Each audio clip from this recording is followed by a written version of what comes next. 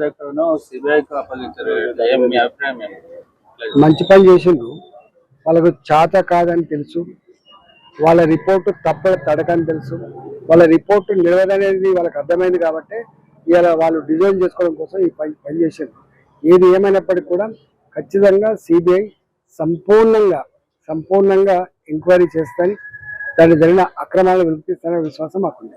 కాళేశ్వరం ప్రాజెక్టును సిబిఐకి అప్పగించారు.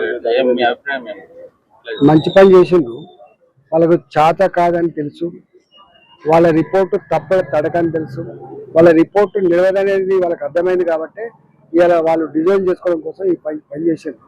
ఏది ఏమైనప్పటికీ కూడా ఖచ్చితంగా సిబిఐ సంపూర్ణంగా ఎంక్వైరీ చేస్తాని, దాన్ని జరిగిన అక్రమాలను వెలికిస్తాననే విశ్వాసం మాకుంది.